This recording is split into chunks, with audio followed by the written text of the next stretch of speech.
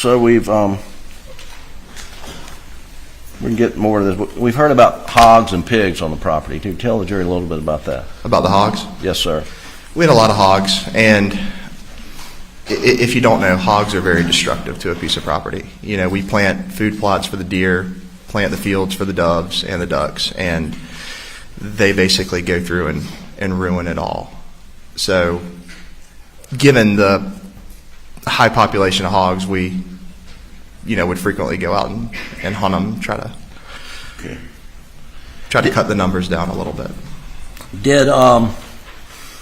What kind of guns did you have there at Moselle? We had a lot of guns. Do you have shotguns? We did, shotguns. You have 12-gauge shotguns? 12-gauge shotguns, 20-gauge shotguns, 16-gauge shotguns, 28-gauge shotguns. Right. And how many type rifles did you have on the property? A lot. Can you just name some of them?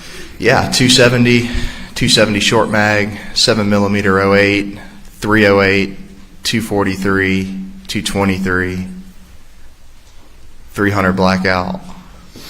And what type of ammo did you keep on the property? Well, I mean, all ammos for those calibers. Sure. And where were the guns kept primarily? In the gun room at the main house at Moselle. And was there a pool table in the gun room? There was. Okay. Were there times when guns were left elsewhere on the property? Yes. Where else on the property would guns be left? Well, just myself. I mean, I've left them up at the shed before. I've left them on golf cart used that day. Left them in a truck. I mean, guns would just not always find their way back to the gun room. How about Paul? How was he with securing guns? Not good. What do you mean by that? Paul left guns probably more on the property than anybody else, and sometimes sometimes he would use my gun and then he would leave it, and then I'd have to track it down. Right. Did Paul carry guns in his truck? He did. Would he keep his truck locked up? No, not all the time. Okay. Did at some point in time you and Paul receive 300 blackouts for Christmas? Yes, sir. Do you remember roughly, was that 2016 or 2017? Sounds right. Okay. And what color was your 300 blackout? It was black. And have you been sitting in this courtroom during the entire trial? Yes, sir. And the jury's seen a black 300 blackout. Is that yours? It is. That is my 300 blackout. Was that the one you got for Christmas? Yes, sir. And what color was Paul's? Paul's was black and tan.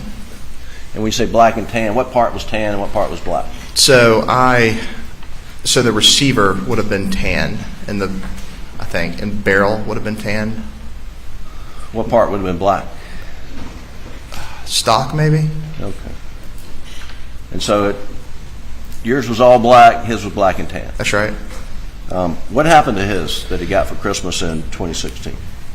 His gun was apparently stolen, lost, taken. Yeah. How do you know that? That's just what Paul told me. What happened to your gun after Paul's was stolen? My gun became, what we would both use.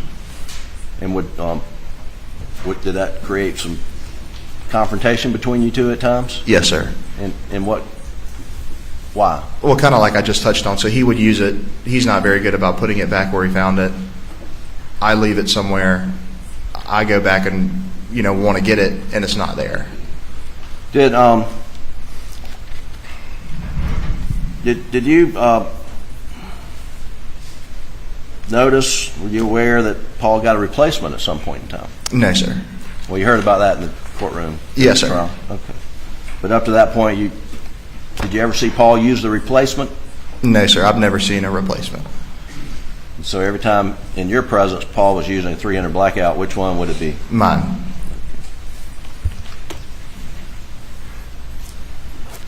There's, I'm not going to pull these guns out, Buster, but there's been discussion, and the jury has seen a 12-gauge Spinelli with a Mojo sticker on it. Whose gun is that? That's mine. And what's Mojo? Mojo is a brand of decoy. It's basically what it is it's, you know, say you buy a wood duck Mojo and it sits on a pole, but the wings are motorized, so it's to replicate, you know, a more alive duck. And did you, why's your Benelli have a Mojo sticker on it? Because I bought a Mojo decoy, and in the box it came with a sticker, and I put the sticker on the gun barrel. And so that way you know that's your gun. That's right. I believe the evidence in the case is that Mojo Benelli, when it was seized, was loaded. Did you frequently put the gun away loaded? Yes, sir. Why? You know, knowing that I might need it again at any point. Okay. Just, you know, put it back on the shelf. I kept the safety on. Okay. And I think it was loaded with a 3-inch and a 3.5-inch turkey load. Do you remember that you would load that gun with a 3-inch and a 3.5-inch?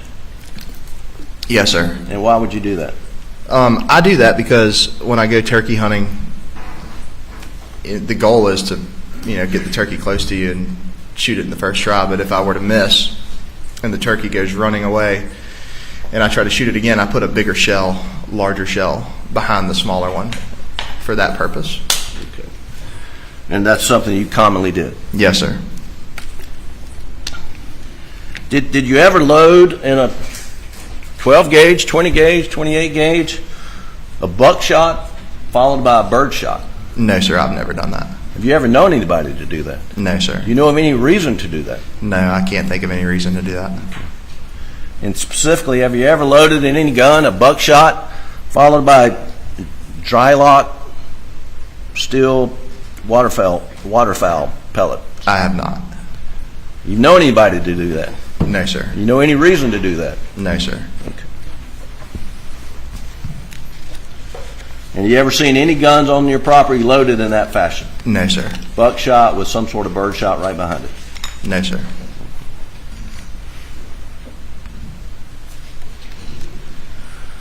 The jury's heard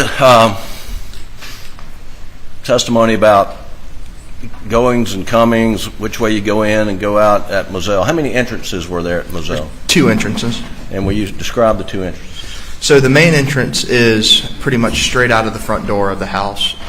You would go down a dirt road and then you would come up on big brick columns, and that's what I refer to as the main entrance. But down by the kennels is another entrance, and that one is a little bit different. That one has the mailbox beside it, and those are the 2 entrances. Okay. So let's talk about coming onto the property. Which entrance coming onto the property would your mother normally take? I would say normally everybody took the main entrance, unless that there was a reason that you needed to go down the other one, which for her reasons of going down the other one would be